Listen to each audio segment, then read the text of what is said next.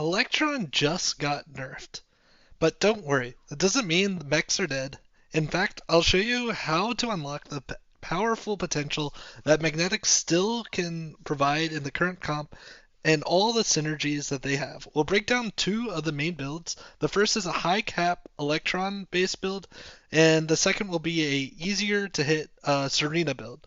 And then finally, we'll talk about how to transition between the two to just have maximum value.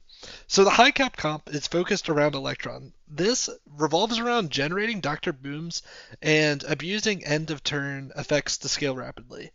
The higher priority minions that you want to find is obviously the early Electron, and then some type of either Dr. Boom or Dr. Boom generator. Dr. Boom generators would include Riggedy Repairbot or Hollow Rover, and once you hit both the Electron plus the Dr. Boom generator, you're able to commit to the comp. If you don't have the Dr. Boom but are using a Dr. Boom generator, make sure you get to Tavern Tier as fast as possible because you need to be on Tavern Tier 6 to be able to actually generate the Dr. Boom. Your ideal end game board is going to be a Hollow Rover, two Dr. Boom's monsters that are reborn and have Divine Shield, and then two Electrons, one Drakari, and then some type of flex spot, which is generally going to be either one more of the core minions, just a duplicate, or something like a Leroy or some type of tech unit. What's really powerful is this is going to snowball every single turn into massive scaling. You're going to be getting these end of turn satellites on all of your mechs, and that just gives you a ton of power. One of the important minions you'll see here on Tavern Tier 4 that we use is Marquee Ticker. This is a really good spell generator to get value in the early game, and also kind of enables you to play into the Serena comp, which is going to be our lower tier comp, but it's a really good minion to pick up regardless of which comp you're leaning, just because you'll really want to just have that spell generation. Additionally, Reflective Pendant is used as a lesser trinket for this comp because it helps find early triples, and you'll see that we ended up using it here to find a very early Electron powered up.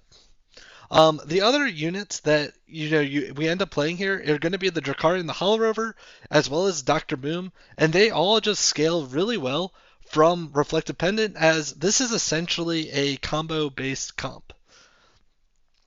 In case you don't hit all these units, let's then talk about the lesser cap comp, but is also easier to hit, and that's going to be focused around Serena. Again, this isn't going to hit the same ceiling as Electron, but it's a lot more accessible. It stabilizes a little bit quicker and a little bit easier, but it's not going to get these end game just huge scale comps.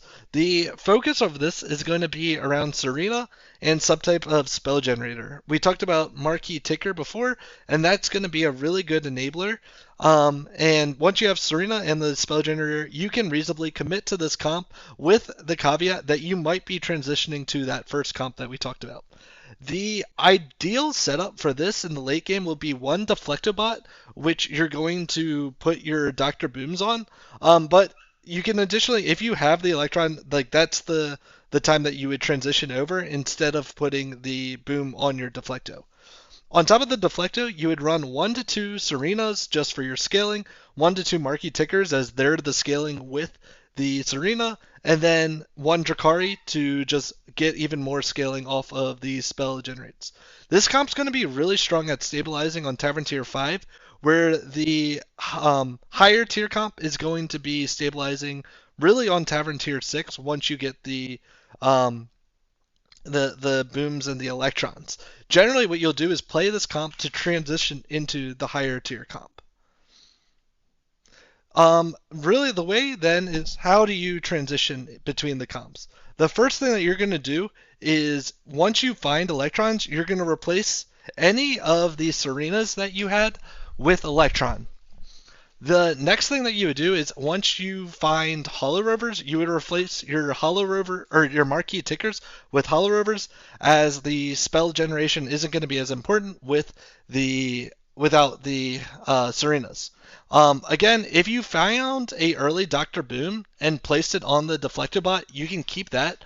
Otherwise, I would just play the booms on the board, and again, you're gonna do this like general thing where you use the Dr. Boom itself as a minion on the board because when it dies and comes back, it has its full stats rather than just 1 health.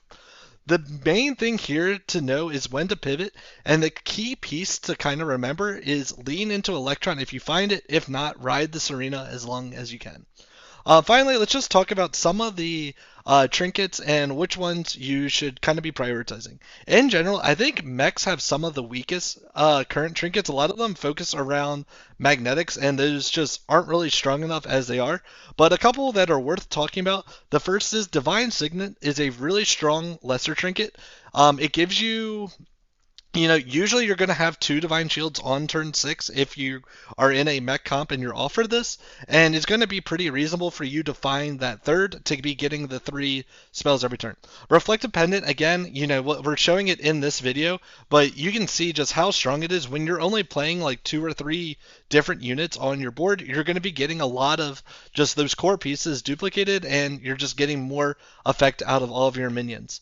Finally, the compasses are worth talking about, where I think compasses are a little bit better in mechs because even if you miss in the late game and don't hit a good like 5 or 6 drop, the early game magnetics are still providing you some value and some buffs, even in those cases when you're missing. But basically, you're looking for trinkets that amplify your scaling or accelerate your value generation. And for that reason, I generally lean to the non-mech specific trinkets and will instead lean towards some of the more neutral based ones. So, just kind of concluding, even in the post-nerf, I don't think Electron is dead. It just takes a little bit more knowledge on when to know that you can commit and stabilize to the comp. Obviously, I think both of these builds are reasonable ones that you can play. Generally, that Serena build is going to be where you kind of just go for a top 4 kind of build, and Electron is going to be a lot stronger for actually ending a game and finishing, and just because you do have these multiplicative scaling effects that kind of go along with each other. So hopefully this guide helped you. Please, if you enjoy the content, please like the video, leave a comment if there's anything that you've kind of found in mech builds and mech combos that you think's missing. Obviously, I think there's a couple new ways to play because of the Electron nerf. It's kind of given a little bit more flexibility. Obviously, Serena can be its own full thing with, if you hit the Serena trinket, you can lean into that a lot more, but didn't really want to go into that. I really wanted to hit how you can kind of just play the cap builds, but please subscribe if you haven't already for more of these Battlegrounds breakdowns. Good luck on your climbs. Hopefully I see you out there, and enjoy this last just fight where we're fighting what's supposed to be a 100% loss and we end up winning. So again, good luck. See y'all out there. Bye.